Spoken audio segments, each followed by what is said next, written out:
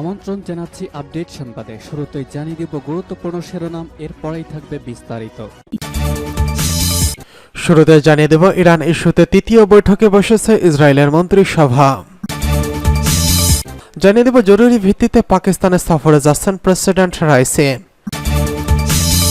এছাড়া রয়েছে এক অস্ত্রেই গোটা বিশ্বকে চোখ রাঙাচ্ছে ইরান। জানিয়ে দেব ৮৬ ড্রোন ও ক্ষেপণাস্ত্র ধ্বংসের দাবি যুক্তরাষ্ট্রের। সর্বশেষ রয়েছে ইরানের হামলার পর ৪ মুসলিম দেশকে যুক্তরাষ্ট্রের সতর্কবার্তা। শুনছিলেন সংবাদ শিরোনাম, এখন বিস্তারিত। তার আগে অনুরোধ থাকবে ভিডিওতে একটি লাইক দিন এবং কমেন্টস করে জানিয়ে দিন কোন জেলা থেকে বা কোথা থেকে আমাদের সঙ্গে যুক্ত রয়েছেন। ইরান ইস্যুতে তৃতীয় বৈঠকে বসেছে ইসরায়েলের মন্ত্রিসভা। ইসরায়েলের যুদ্ধকালীন মন্ত্রিসভা ইরানের হামলা নিয়ে তৃতীয়বারের মতো বৈঠকে বসতে যাচ্ছে। এক ইসরায়েলি কর্মকর্তা বলছেন, মঙ্গলবার ১৬ এপ্রিল এই বৈঠক অনুষ্ঠিত হবে। এতে ইরানি হামলার ঘটনায় প্রতিক্রিয়া নিয়ে আলোচনা হবে। ব্রিটিশ বার্তা সংস্থা রয়টার্স এই খবর জানিয়েছেন। ইসরায়েলি কর্মকর্তা মঙ্গলবার বৈঠকের আয়োজনের কথা নিশ্চিত করলেও সুনির্দিষ্ট সময় জানায়নি। শনিবার রাতে ইসরায়েলকে লক্ষ্য করে ৩ শতাধিক ড্রোন ও ক্ষেপণাস্ত্র দিয়ে ইরানের হামলার পর ইসরায়েলের যুদ্ধকালীন মন্ত্রিসভার তৃতীয় বৈঠক হবে এটি। মন্ত্রিসভার বৈঠকে গুরুত্বপূর্ণ সিদ্ধান্ত নেওয়া হয়ে থাকে। ইরানের প্রেসিডেন্ট ইব্রাহিম রাইসি বলছেন, আমরা দৃঢ়তার সঙ্গে ঘোষণা করছি যে এমনকি ক্ষুদ্র ইরানি স্বার্থের বিরুদ্ধে যে কোনো পদক্ষেপ গ্রহণকারীদের বিরুদ্ধে কঠোর, বিস্তৃত ও বেদনাদায়ক জবাব দেওয়া হবে। এর আগে সোমবার ইসরায়েলি সেনাপ্রধান হারেজি হাভেলি বলেছিলেন, ইরানের হামলা পাল্টা পদক্ষেপ নিশ্চিত করে নেওয়া হবে। এদিকে জরুরি ভিত্তিতে পাকিস্তানে যাচ্ছেন ইরানের প্রেসিডেন্ট সৈয়দ ইব্রাহিম রাইসি। জরুরি ভিত্তিতে পাকিস্তান সফরে যাচ্ছেন ইরানের প্রেসিডেন্ট ইব্রাহিম রাইসি। ইতিমধ্যে ইসলামাবাদ ও তেহরানের প্রেসিডেন্ট রাইসির এই সফরের ব্যাপারে একমত হয়েছেন। সবকিছু ঠিক থাকলে রাইসির এই সফর আগামী ২২ এপ্রিল হতে পারে বলে জানিয়েছেন ইরানের একজন উচ্চপদস্থ কর্মকর্তা। সফরে প্রেসিডেন্ট রাইসির সঙ্গে এক উচ্চ পর্যায়ের প্রতিনিধি দল থাকবে। এ সময় পাকিস্তানের প্রধানমন্ত্রী শাহবাজ শরীফ, প্রেসিডেন্ট আসিফ আলী জারদারি এবং সামরিক নেতৃবৃন্দের সঙ্গে বৈঠক করবেন। বিশ্ব রাজনীতির প্রেক্ষাপট বিবেচনায় এই মুহূর্তে প্রেসিডেন্ট রাইসির পাকিস্তান সফর অত্যন্ত গুরুত্ব বহন করেছে বলে মনে করছেন বিশ্লেষকরা। সম্প্রতি দামেস্কে ইরানের কনসুলেটে ইসরায়েলি বিমান হামলায় ইরানের ইসলামী বিপ্লবী গার্ড বাহিনীর জ্যেষ্ঠ কমান্ডার মোহাম্মদ রেজা জাহেদি এবং মোহাম্মদ হাদি হাজি রাহিমি সহ বেশ কয়েকজন নিহত হওয়ার প্রতিশোধে ইসরায়েলের ৩ শতাধিক ড্রোন ও ক্ষেপণাস্ত্র হামলা চালায় তেহরান। এর পরপরই তিনি ইসলামাবাদ সফর করতে যাচ্ছেন। বিশ্ব রাজনীতিতে পাকিস্তান যুক্তরাষ্ট্রের মিত্র হিসেবে পরিচিত হলেও ইরানের সঙ্গে দহরম মহরম রয়েছে দেশটির। তবে কূটনৈতিক একটি সূত্রে জানা গেছে, দুই দেশের সহযোগিতা আরও বাড়ানোর অংশ হিসেবে এই সফর করতে যাচ্ছেন প্রেসিডেন্ট রাইসি। সূত্রের বরাত দিয়ে পাকিস্তানের জিও নিউজ জানিয়েছে, প্রেসিডেন্ট রাইসির আলোচ্য সূচির মধ্যে রয়েছে দ্বিপক্ষীয় সম্পর্ক, নিরাপত্তা সহযোগিতা, গ্যাস পাইপলাইন এবং সম্ভাব্য মুক্ত বাণিজ্য চুক্তি। এদিকে ইরানের ক্ষেপণাস্ত্র ও ড্রোন হামলার প্রতিশোধ নিতে মরিয়া হয়ে উঠেছে ইসরায়েল, যদিও তাতে মিত্র আমেরিকার সমর্থন নেই। ফলে তাৎক্ষণিক জবাব দিতে না পারলেও তেহরানকে এই হামলার মূল্য দিতে হবে বলে হুঁশিয়ারি উচ্চারণ করেছে তেল আবিব। তবে কখন, কিভাবে এই হামলার জবাব দেওয়া হবে তা প্রকাশ করেনি ইসরায়েলি নেতারা। এদিকে এক অস্ত্রে গোটা বিশ্বকে চোখ রাঙাচ্ছে ইরান। পৃথিবীর মোট বাণিজ্যের ৮০% হয় সমুদ্রপথে। ফলে আন্তর্জাতিক বাণিজ্যের ক্ষেত্রে বিভিন্ন সামুদ্রিক প্রণালী বেশ গুরুত্ব রাখে। ২০২১ সালের একটি জাহাজ আটকে সুয়েজ খাল ৬ দিন বন্ধ থাকায় বিশ্ব অর্থনীতির ১,০০০ কোটি মার্কিন ডলারের ক্ষতির সম্মুখীন হয়। আর এই খালের চেয়ে বেশি গুরুত্ব রাখে মধ্যপ্রাচ্যের হরমুজ প্রণালী। এই প্রণালীতে পারস্য উপসাগর পাড়ি দেওয়ার কোনো পথ নেই। এই উপসাগর ঘিরেই রয়েছে সৌদি আরব, বাহরাইন, কাতার, সংযুক্ত আরব আমিরাত, কুয়েত, ইরান, ইরাক আর ওমান। বিশ্বব্যাপী যে পরিমাণ জ্বালানি চাহিদা রয়েছে তার ১৫% মিটিয়ে থাকে আরব উপসাগরীয় এসব দেশ। আর প্রতিদিন যে পরিমাণ জ্বালানি রপ্তানি হয় তার ১/৫ তথা ২,১০,০০,০০০ ব্যারেল অপরিশোধিত তেল রপ্তানি হয় এই পথে। বলা হয়ে থাকে, উপসাগরীয় অঞ্চলে মোট জীবাশ্ম জ্বালানির প্রায় অর্ধেক সঞ্চিত রয়েছে। পারস্য উপসাগরের নিচে এবং উপসাগরীয় এসব দেশে পৃথিবীর মোট প্রাকৃতিক গ্যাসের ৪০% জমা। এসব জীবাশ্ম জ্বালানির বিশ্বব্যাপী সরবরাহ করতে দিয়ে পাড়ি দিতে হয় হরমুজ প্রণালী। আর এই প্রণালী হয়ে সব জ্বালানি মধ্যপ্রাচ্য থেকে এশিয়া, ইউরোপ, আমেরিকা সহ অন্যান্য অঞ্চলে পৌঁছায়।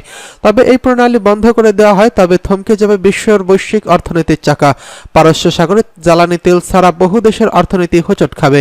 চীনের ৪৫% জীবাশ্ম জ্বালানি আসে হরমুজ প্রণালী দিয়ে। জাপানের ক্ষেত্রে এটি ৪৮% এবং দক্ষিণ কোরিয়ার ক্ষেত্রে এটি মাত্র ৩০%। এমন পরিস্থিতিতে একমাত্র ইরান বাদে উপসাগরীয় প্রতিটি দেশই আমেরিকার দাসে পরিণত হয়েছে। মধ্যপ্রাচ্যে আমেরিকাকে ঠেকাতে দূরপাল্লার ক্ষেপণাস্ত্র সহ হাইপারসনিক ক্ষেপণাস্ত্র তৈরি করছে ইরান, এমনকি মজুত রেখেছে বিপুল পরিমাণ জলমাইন, যাতে কোনো সংঘাত হলে মুহূর্তেই বন্ধ করে দেওয়া যায় গুরুত্বপূর্ণ এই হরমুজ প্রণালী। ইরান জানায়, পশ্চিমা অবরোধের কারণে ইরান যদি তেল বিক্রি করতে না পারে তাহলে উপসাগরীয় কোনো দেশই তা করতে পারবে না। হয়তো এমন হুমকির কারণেই ইরানকে খুব বেশি খেপাতে চায় না আমেরিকা। এদিকে ৮৬ ড্রোন ও ক্ষেপণাস্ত্র ধ্বংসের দাবি যুক্তরাষ্ট্রের। ইরান ও ইয়েমেন থেকে ছোড়া অন্তত ৮৬ ড্রোন ক্ষেপণাস্ত্র ধ্বংসের দাবি করেছে যুক্তরাষ্ট্র। শনিবার ১৩ এপ্রিল এবং রোববার ১৪ এপ্রিল এসব ড্রোন ক্ষেপণাস্ত্র ধ্বংস করা হয়েছে বলে জানিয়েছে ইউএস সেন্ট্রাল কমান্ড সেন্টকম। বার্তা সংস্থা রয়টার্সের প্রতিবেদনে এই তথ্য জানানো হয়েছে। সেন্টকম জানিয়েছে, ধ্বংসের তালিকায় অন্তত ৬টি ব্যালিস্টিক ক্ষেপণাস্ত্র রয়েছে। এছাড়া ৮০টিরও বেশি ড্রোন ভূপাতিত করা হয়েছে। এগুলো ইরান, ইয়েমেন থেকে ইসরায়েলকে নিশানা করা হয়েছিল। সামাজিক যোগাযোগ মাধ্যম এক্সে এক পোস্টে সেন্টকম জানিয়েছে, ইরানপন্থী সশস্ত্র গোষ্ঠী হুতিদের উৎক্ষেপণকারী যান সহ একটি ব্যালিস্টিক মিসাইল ও ৭টি ড্রোন উড্ডয়নের আগেই ধ্বংস হয়ে গেছে। উল্লেখ্য, গত শনিবার গভীর রাতে ইসরায়েলকে লক্ষ্য করে ৫ ঘণ্টা ধরে নজিরবিহীন হামলা চালায় ইরান। হামলার এক পর্যায়ে চিরশত্রু ইসরায়েলের দিকে কয়েক মিনিটের মধ্যে একযোগে অন্তত ১০০টি ব্যালিস্টিক ক্ষেপণাস্ত্র নিক্ষেপ করে আইআরজিসির বিমান বাহিনী। ইরানের একটি সংবাদ মাধ্যম জানিয়েছে, ইসরায়েলকে লক্ষ্য করে ৩০০টিরও বেশি ড্রোন ও ক্ষেপণাস্ত্র ছুড়েছে তেহরান। সেগুলোর বেশিরভাগই ইসরায়েল প্রতিহত করলেও অন্তত ৭টি ক্ষেপণাস্ত্র ইসরায়েলের মাটিতে আঘাত হেনেছে। ইরানি বার্তা সংস্থা ইরানা নিউজ জানিয়েছে, রেমন ঘাঁটিতে দ্রুত গতির ব্যালিস্টিক ক্ষেপণাস্ত্র আঘাত হেনেছে বলে ইসরায়েল নিশ্চিত করেছে। সামাজিক যোগাযোগ মাধ্যমে এই হামলার কয়েকটি ভিডিও ছড়িয়ে পড়েছে। সেখানে দেখা যাচ্ছে রেমন বিমান ঘাঁটিতে খুব দ্রুত গতিতে আঘাত হেনেছে একের পর এক ক্ষেপণাস্ত্র। ওই সময় থেকেই সেখানে আগুনের ফুলকিও দেখা গিয়েছে। এদিকে ইসরায়েলকে সমর্থনকারী দেশগুলোর কঠোর হুঁশিয়ারি দিয়েছে ইরান। দেশটির প্রতিরক্ষা মন্ত্রী brigadier general Mohammad Reza Ashtiani বলেছেন, যদি কোনো দেশ তাদের আকাশসীমা ইসরায়েলের জন্য উন্মুক্ত করে দেয় তাহলে আমরা তাদের চূড়ান্ত মোকাবিলা করব। এক্সে হিব্রু ভাষার এক পোস্টে তিনি বলেন, যদি কোনো দেশ ইরানের উপর সম্ভাব্য আক্রমণের জন্য ইসরায়েলের জন্য তার মাটি বা আকাশসীমা উন্মুক্ত করে দেয় তাহলে তারা আমাদের পক্ষ থেকে নিষ্পত্তিমূলক প্রতিক্রিয়া পাবে। নাম প্রকাশ না করার শর্তে মার্কিন কর্মকর্তারা বলছেন, ব্যাপক হারে ইরানি ড্রোন ও ক্ষেপণাস্ত্র প্রতিশোধ করা হয়েছে। তা সত্ত্বেও ইরানের উদ্দেশ্য ছিল ক্ষয়ক্ষতি ও হতাহতের ঘটনা ঘটানো, আর সেক্ষেত্রে ইরান সফল হলে এই মধ্যপ্রাচ্য জুড়ে অনিয়ন্ত্রিত সংঘাতের প্ররোচনা দিত। মূলত চলতি মাসের শুরুর দিকে সিরিয়ার রাজধানী দামেস্কে ইরানের দূতাবাসে ইসরায়েলি বোমা হামলার জবাবে শত শত ড্রোন ও ক্ষেপণাস্ত্র ব্যবহার করে পাল্টা হামলা করে তেহরান। ইসরায়েল ও ইরানের পাল্টাপাল্টি হামলার মধ্যে মধ্যপ্রাচ্য উত্তপ্ত পরিস্থিতি আরও অবনতির ঘটতে পারে বলে আশঙ্কা প্রকাশ করেছেন বিশ্লেষকরা। এমনকি দুই চিরশত্রুর মধ্যে সরাসরি যুদ্ধ পর্যন্ত বেঁধে যেতে পারে বলে সতর্ক করছেন তারা। এদিকে ইরানে হামলার পর ৪ মুসলিম দেশকে সতর্কবার্তা যুক্তরাষ্ট্রের। ইসরায়েলে ইরানের পাল্টা হামলার পর ৪টি মুসলিম দেশের পররাষ্ট্রমন্ত্রীর সঙ্গে আলাপ করেছেন মার্কিন পররাষ্ট্রমন্ত্রী অ্যান্টনি ব্লিংকেন। এ সময় মধ্যপ্রাচ্যে যুক্তরাষ্ট্র আর উত্তেজনা চায় না বলে তাদের অবহিত করেন তিনি। ১৫ এপ্রিল এক প্রতিবেদনে এই তথ্য জানিয়েছে কাতার ভিত্তিক সংবাদ মাধ্যম আল জাজিরা। মার্কিন পররাষ্ট্র দপ্তর জানিয়েছে, জর্দান, সৌদি আরব, তুরস্ক ও মিশরের পররাষ্ট্রমন্ত্রীর সঙ্গে ইসরায়েলের বিরুদ্ধে ইরানের প্রতিশোধমূলক হামলার বিষয়ে আলাপ করেছেন ব্লিংকেন। এ সময় ওয়াশিংটন ওই অঞ্চলে উত্তেজনা চায় না বলে নিজেদের অবস্থান পুনর্ব্যক্ত করেন তিনি। একই সঙ্গে ইসরায়েলের প্রতিরক্ষায় সমর্থন অব্যাহত রাখার বিষয়ে তারা জানান মার্কিন পররাষ্ট্রমন্ত্রী।